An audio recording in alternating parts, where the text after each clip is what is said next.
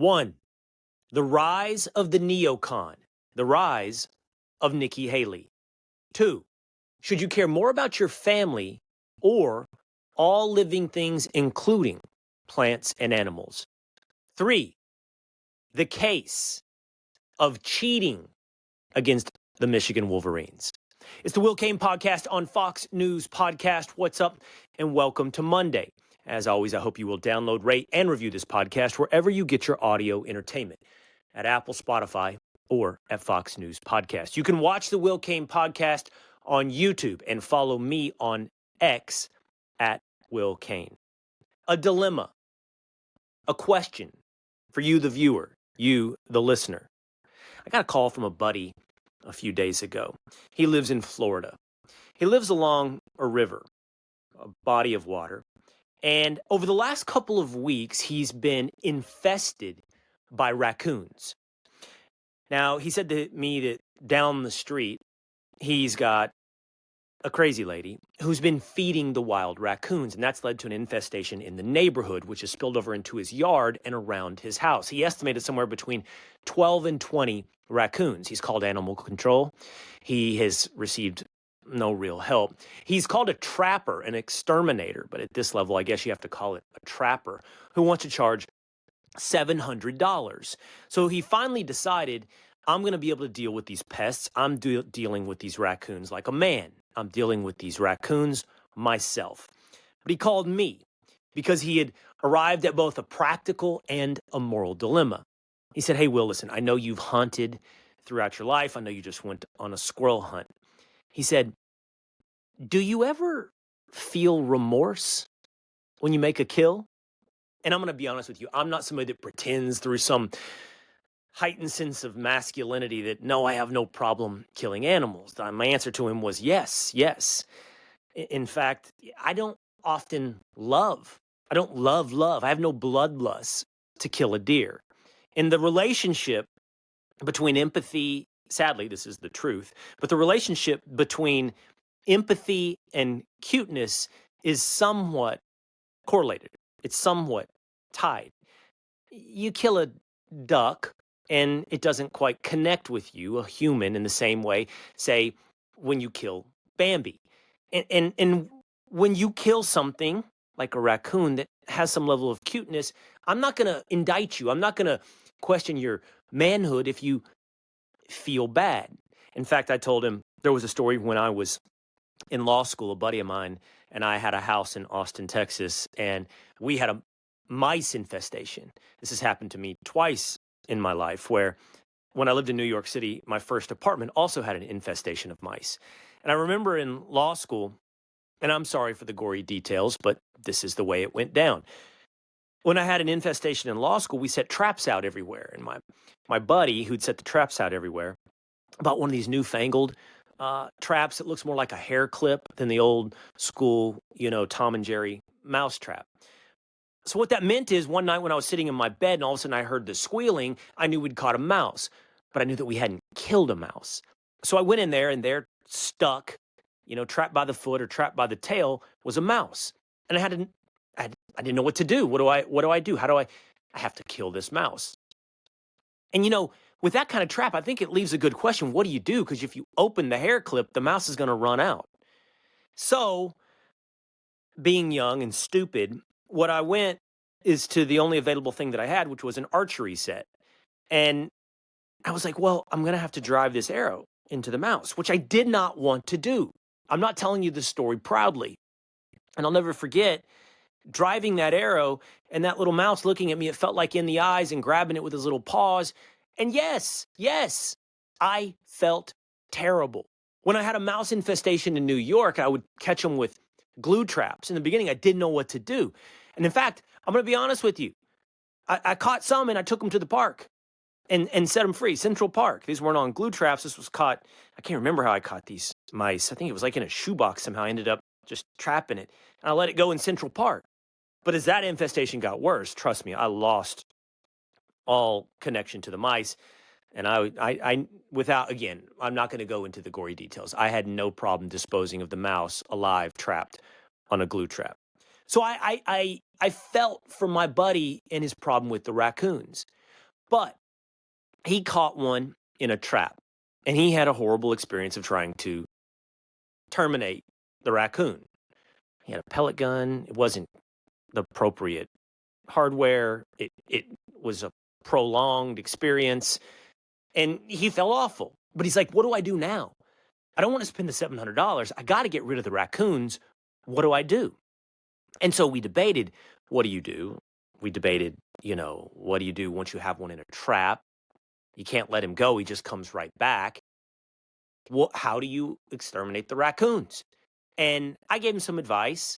I don't know that, everyone wants to hear about how you get rid of a pest, but it involved, the river and the trap in 10 minutes and then a trash can. And he understood that. He's like, yeah, I think that's probably best. I said, you can't embark on this 10-minute pellet gun experience again. That's awful. You can't let him go. You're not supposed to just live with the raccoons. I don't think you should be expected to spend $700 on an exterminator. And if animal control won't do anything, what do you do? And that's where I come to you with this dilemma. What do you do? Do you trap and drown? Do you shoot? In a neighborhood, by the way, do you shoot? Do you sit on the back porch and try to pick them off? I don't think you can do that. You're not in a rural setting. You can't fire a .22 off into the distance. What do? You can't poison. He said, I can't poison them because there's cats and they tell you not to do that with other pets around. So what do you do? How do you get rid of the raccoons? I do think my solution of trapping and drowning was simultaneously the most humane and effective, but I don't know. And I come to you with that dilemma. Cain Podcast at fox.com.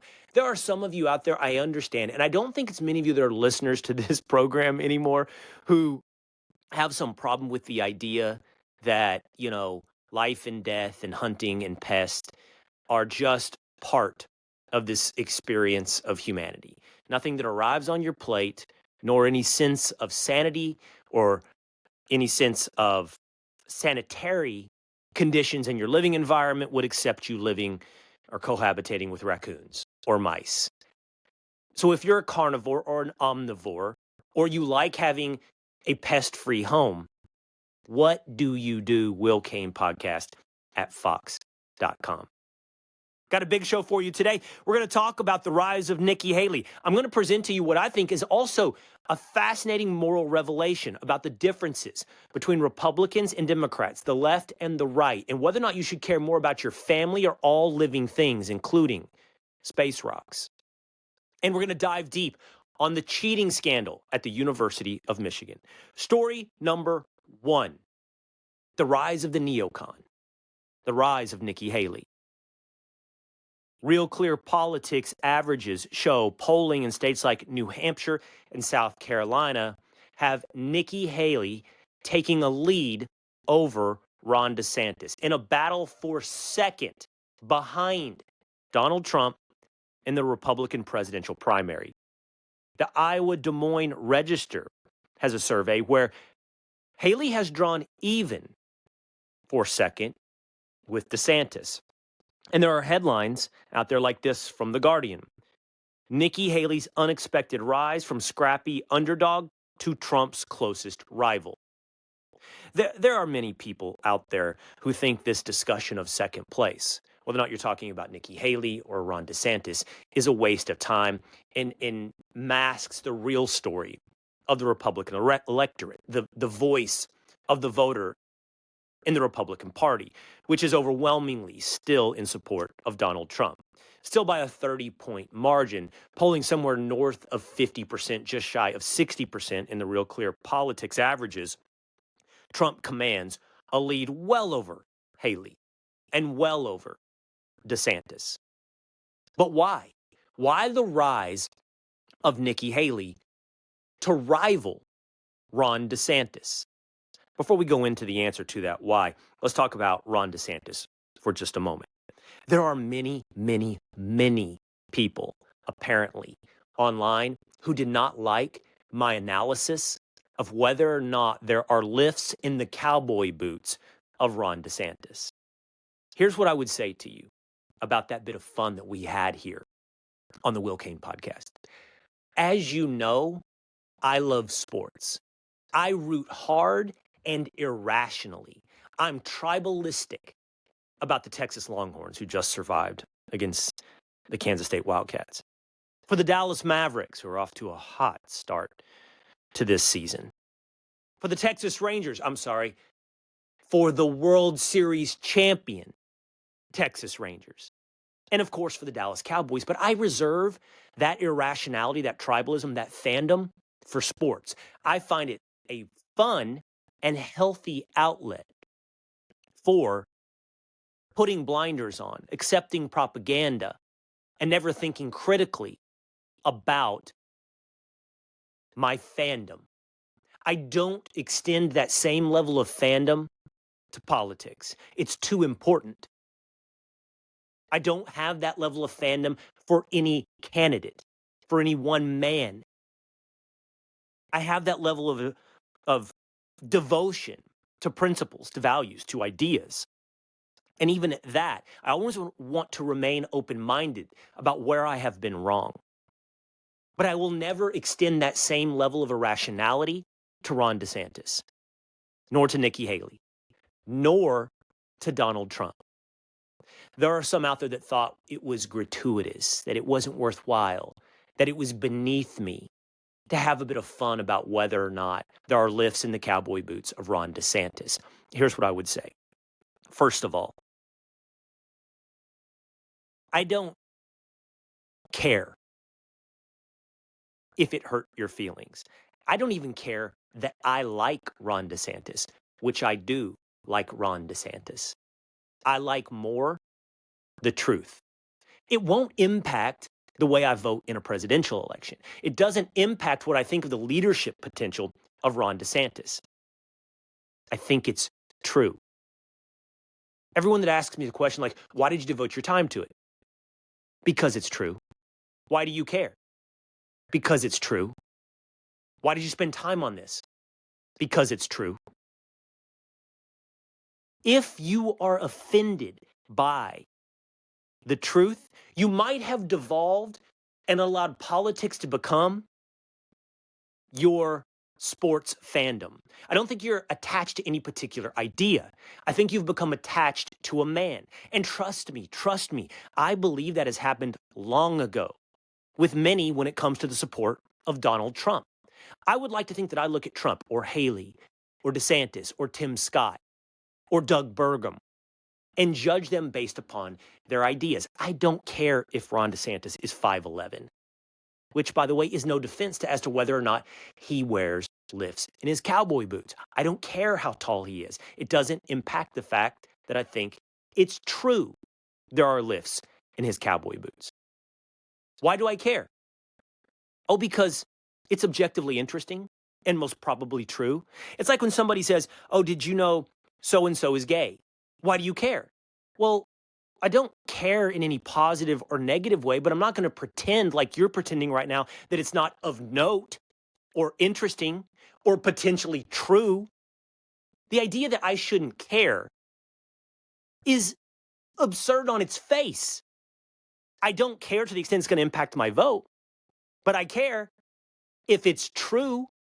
There are some people who think that it matters, and I actually think they have a legitimate point to make. It would matter in that, are you insecure?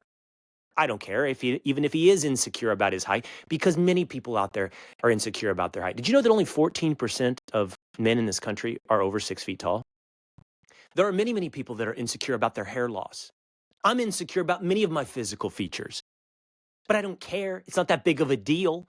On the list of rankings of things that I should think about when I vote for president, whether or not someone is a little bit height challenged and insecure about that has no bearing. I don't even care, as some might, that you're hiding that insecurity, that you might be lying to yourself. I don't care. I think Ron DeSantis is an incredible, incredible governor and would make a very, very good president. I don't think Ron DeSantis has proven to be a very good candidate. But if you look at every piece of negativity that comes the way of your candidate, you don't truthfully care about the ideas, the values, the principles, or the truth. You've turned it into sport. You've turned your fandom into Ron DeSantis. Now, as to Nikki Haley, this for me is a very clear question of ideas. Why has there been a rise to second place? And don't let that offend those who are fans of Donald Trump, that we shouldn't even been talking about somebody who has arrived at second place. It's simultaneously interesting and it's true. Why the rise of Nikki Haley? This I find very interesting, and I want to arrive at the truth. I think there are two potential reasons that Nikki Haley has come to challenge Ron DeSantis for second place behind Donald Trump in the Republican presidential primary. Number one, it shows a latent or burgeoning or rising strain of neocon within the Republican Party. Nikki Haley has been incredibly strong. She has been incredibly full-throated on both of the potential war fronts for the United States of America. And I choose those words very carefully. I didn't mention simply Israel. I mentioned the United States of America. Nikki Haley is all in on war in Ukraine. Now, she will outsource that war to Ukraine, but she will divert American resources. And I would love to hear her pressed on the red line for American troops in the war against Russia in Ukraine. I can't also help but notice that the at least correlation between Nikki Haley's full-throated embrace of not just Israel, but potential American involvement in the Middle East is almost simultaneous with her rise in the polls. I think there always has been. I don't think it's so much as burgeoning, and I don't think it's rising. I think it shows a latency. I think it shows that there was always a strain that simply grew quiet under the years of Donald Trump of neocon within the Republican Party. It was there with Lindsey Graham. Before him, it was there with John McCain. Before that, it was there consistently from George W. Bush to decades prior in the fight against the Soviet Union. But we no longer have that existential threat in the Soviet Union. And we have tired, I think, as a people, towards perpetual wars in Iraq and Afghanistan. And that made us believe that perhaps the days of forever wars or using the military as the world's police, in short, the strain of neocon, had faded within the Republican Party. But I think that Nikki Haley's embrace shows it was never far away. It was simply quiet during the rise in populism of the Republican Party. Now, there are others who say, I don't know that it's neocon as much as it is a guttural desire for toughness from leadership in America. And I think there is something to that. You remember a couple of weeks ago, we had a debate here on the Cain Podcast between Dave Smith and Ben Domenech on the proper role of the United States of America when it comes to the war between Israel and Hamas. And Ben Domenech, who has a podcast here at Fox News Podcast, I think put something very well. He said that we always characterize the debate in political thought, and specifically conservative political thought in America, as Jeffersonian versus Hamilton. And most people think long ago there was a victory by Hamilton.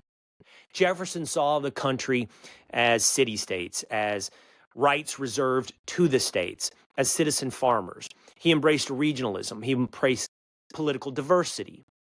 I would describe myself in many, many ways as Jeffersonian. Hamilton saw a strong central government, starting with banking, but he saw that role of the federal government as central to the rise in power and might of the United States of America. I think when you look at our history, the arc of the history of America, it's a clear victory for Alexander Hamilton. But Ben Domenech said, at least when it comes to foreign policy, he thinks the American people, not where I am, maybe not where you are, definitely not necessarily where we should be, but simply analyzing where we are as America is actually more Jacksonian. When we see something that's gone wrong, certainly when we're attacked, we want to go punch somebody in the mouth. We want George W. Bush on that rubble at the World Trade Center. yelling into a bullhorn that the people who took down these towers will soon hear from all of us. All of us, including me, loved that moment. All of us wanted the Andrew Jackson mentality of punching someone in the mouth. But what we've learned about America is that's fine. We just don't want to remain fighting some 5 years later. We want to win and win decisively. We want every war to be the war against Saddam Hussein.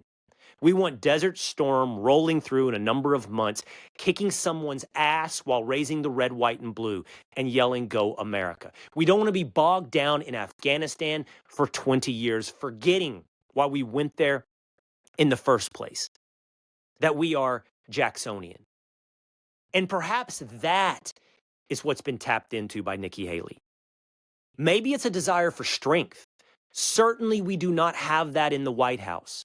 I do not think when it comes to foreign policy and decisive victory, the Democratic Party has shown great leadership when it comes to war.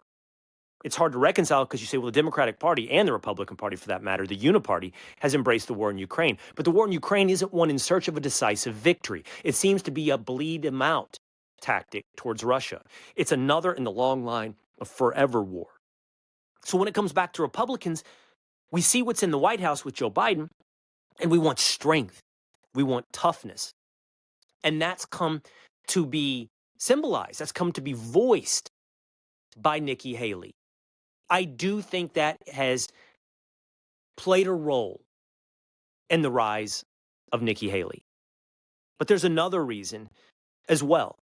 And that is, number two, the ever-shifting search, even within Republicans, for the alternative to Donald Trump.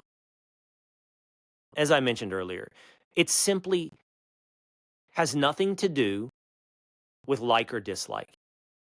It has nothing to do with me wanting to kneecap or raise pom-poms for Ron DeSantis to say his candidacy and his campaign have not been what you expected from DeSantis. He's hovered pretty consistently, stuck around 11 or 12% in almost all polls, in almost all states. And I think that there has been some growing realization on those who want an alternative to Trump that maybe, potentially, it won't be DeSantis.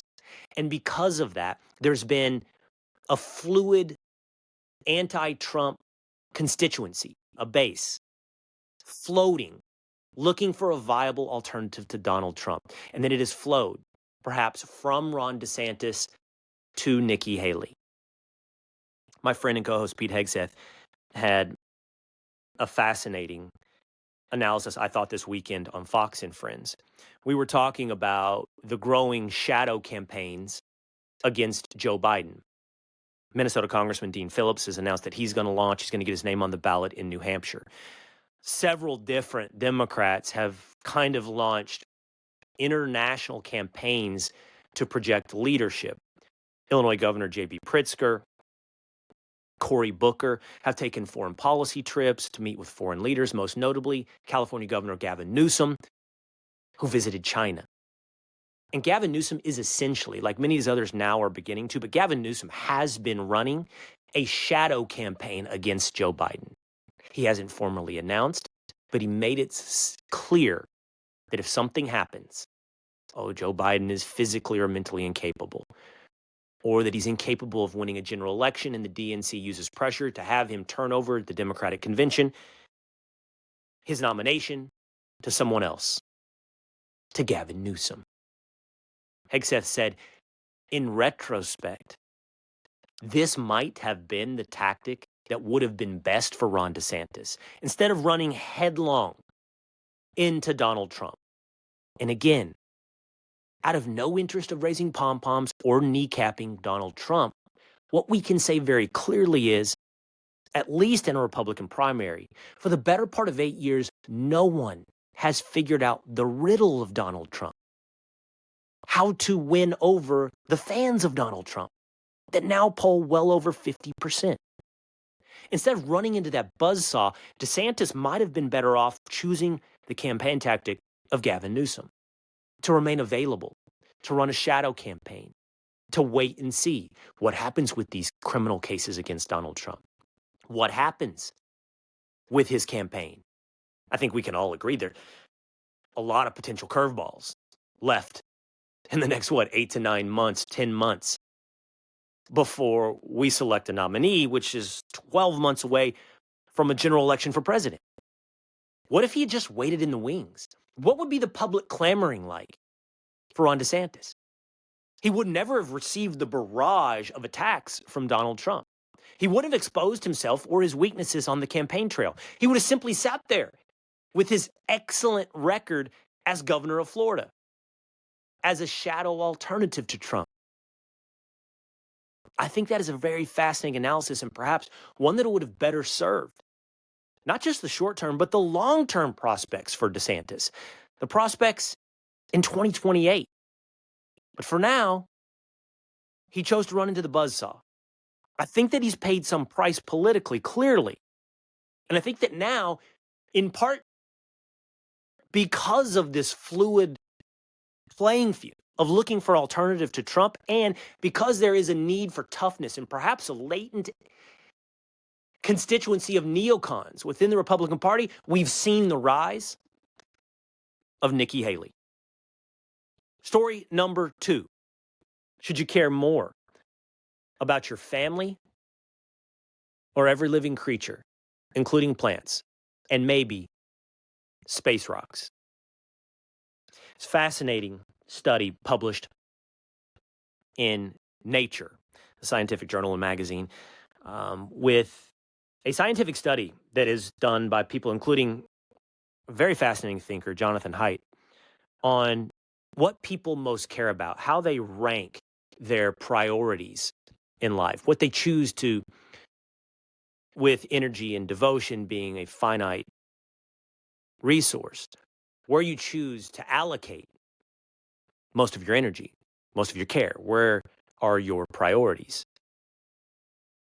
And it's pretty big. It's a pretty big revelation about the differences in political ideology and what people care about. There's a heat map within this study that shows concentric circles with one at the bullseye, one in the center of the circle, and the outside circles numbering 14, 15, 16. And these concentric circles represent questions asked to the audience about what and where are your priorities. Number 1 is represented by all of your immediate family. The heat map, specifically, I'm reading now from the study, indicates highest moral allocation by ideology. Source data as provided are source data. The highest value on the heat map is 20 units for liberals and 12 units for conservatives. Moral circle rings from inner to outer are described as follows. So 1, the center of the heat map. All of your immediate family. If you ranked that your highest priority on your moral duty, your moral allocation, your energy, then you would receive a 1. Number 2, all of your extended family. Number 3, all of your closest friends. Number 4, all of your friends, including distant ones. 5, all of your acquaintances. 6, all the people you have ever met.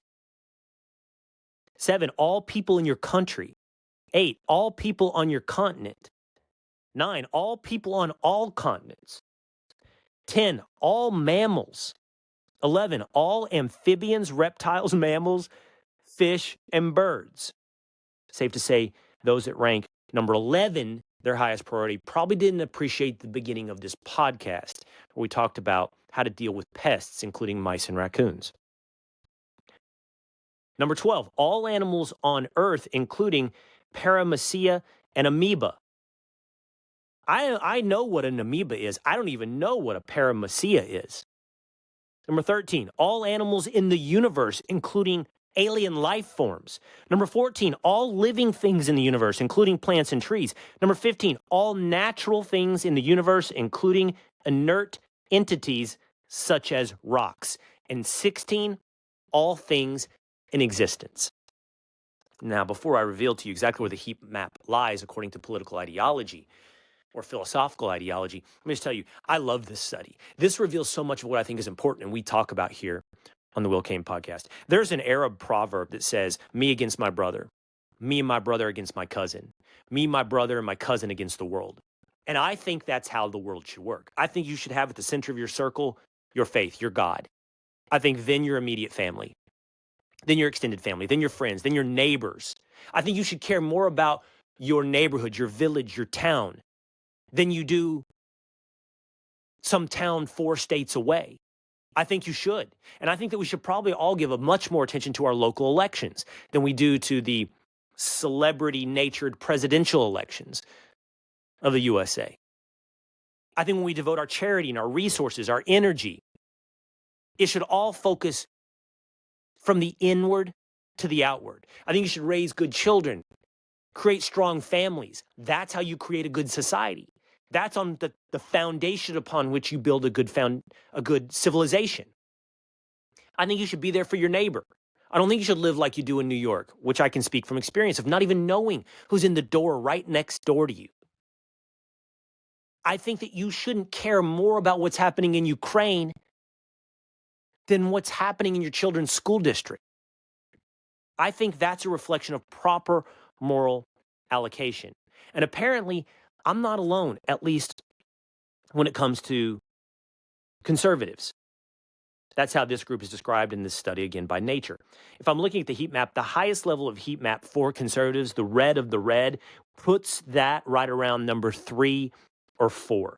And that includes all of your immediate family, which was 1, all of your extended family, which is 2, all of your closest friends, 3, and 4, all of your friends, including distant ones. Just outside where that heat map begins to shade into orange, all of your acquaintances. By the time you get to all the people you've ever met, it's shading into an orangish yellow. The yellow peters out around number 11, all amphibians, reptiles, mammals, fish, and birds. By the time you arrive at 15, all natural things in the universe, including inert entities such as rocks, you've faded well out into green and I don't care at all blue. But that's very different than the heat map for liberals. The reddest of the red, the highest of priorities for liberals, again, that's how this survey identifies this political ideology, this political philosophy, shows the reddest of the red arriving around number 14 or 15. The bullseye of that is on all living things in the universe, including plants and trees. 15, all natural things in the universe, including inert entities such as rocks.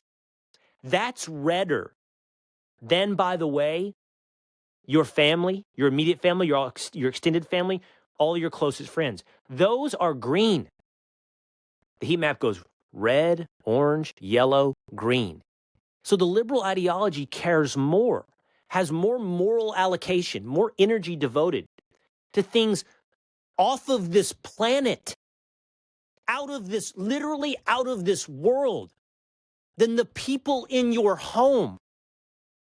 Now, I'm sure that someone listening who is a liberal was going to call nonsense on this, but I'm just telling you what the scientific study reveals on this particular heat map on the allocation of priorities. What the rebuttal would probably be is, well, I have enough energy to give to all of those things. I care about my family.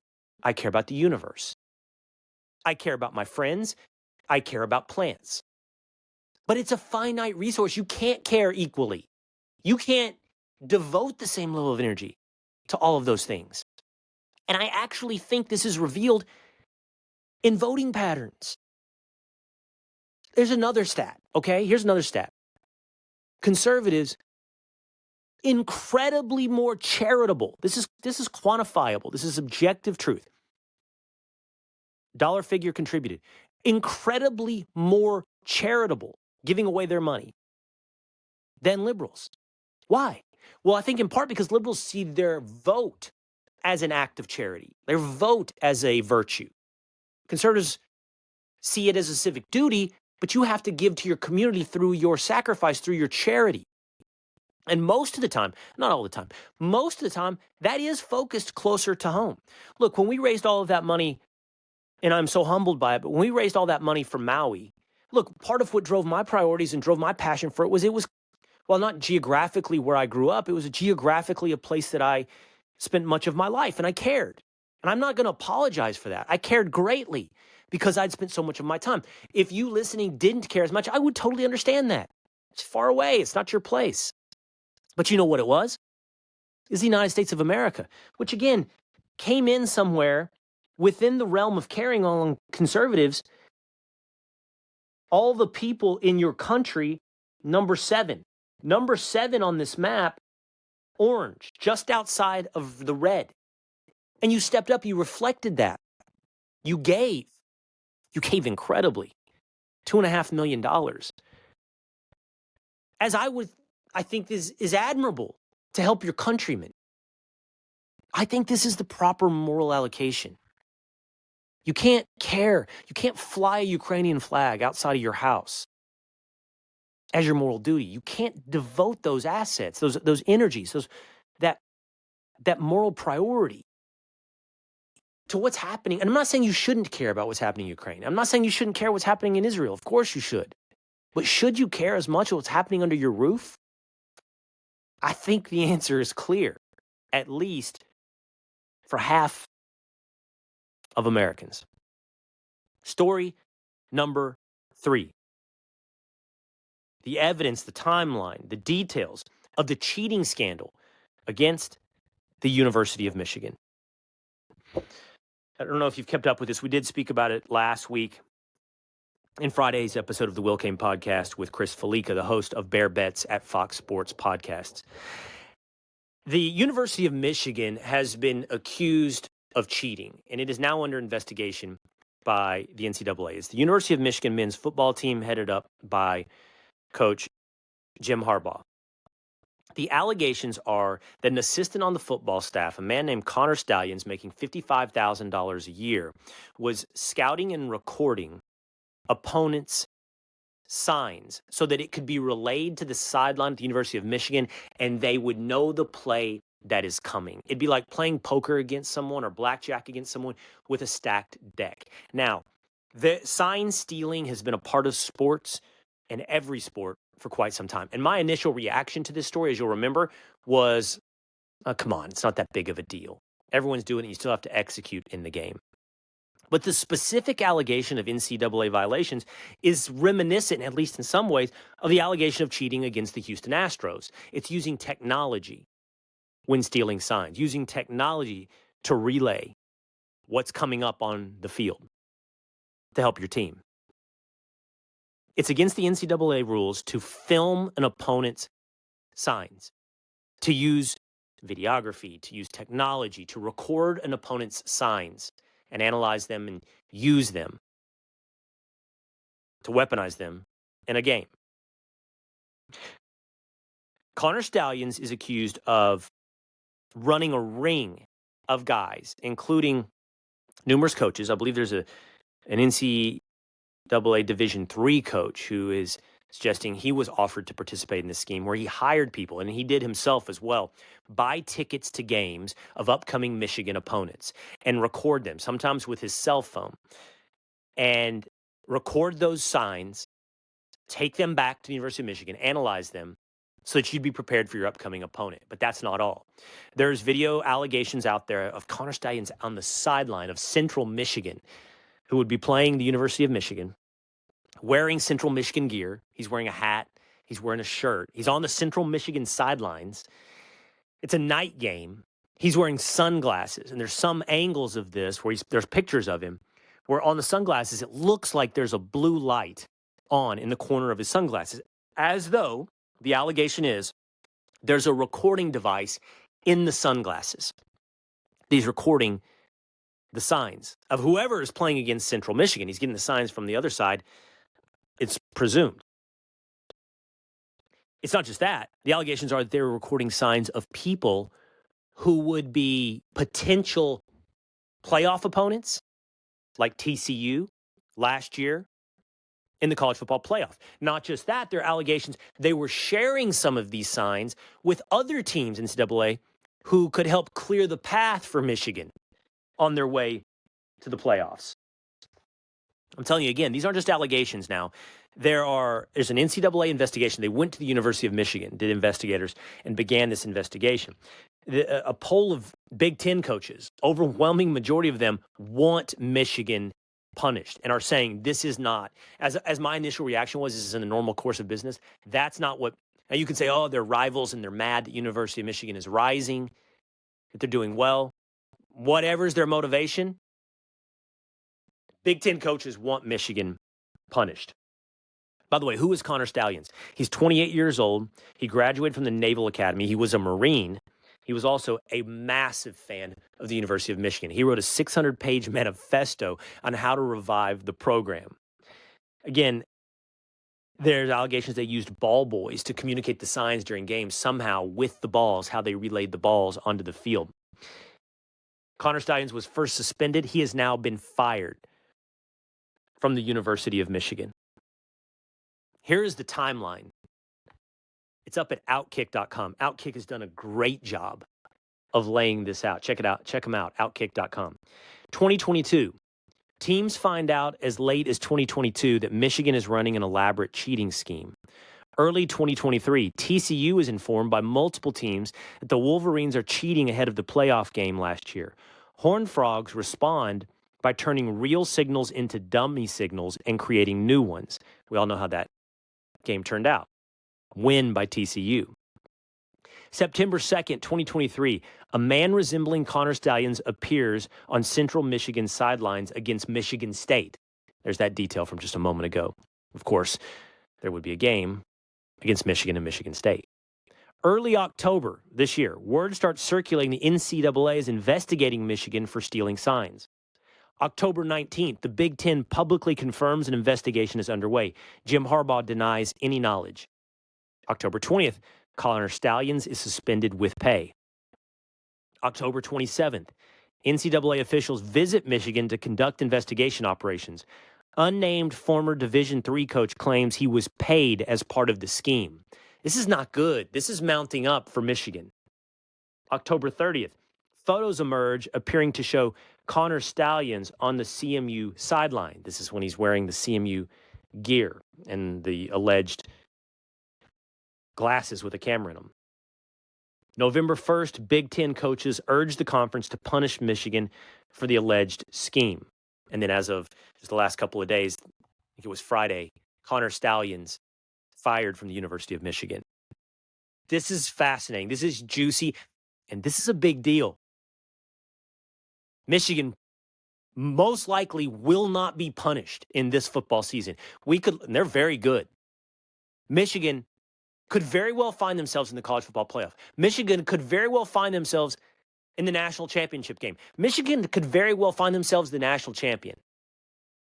While this accusation, this investigation, and a potential punishment that would include the vacation you would assume of games, including a national championship, is underway. Oh boy, Michigan Wolverines. All right, that's going to do it for me today here on the Will Cain Podcast. You can give me your feedback on the moral dilemma of how do you deal with the infestation of raccoons at willcainpodcast@fox.com. I'll see you next time. Hey, it's Will Cain. Click here to subscribe to the Fox News channel on YouTube. It's the best way to get our latest interviews and highlights. And click to subscribe to the Will Cain Podcast for full episodes right now.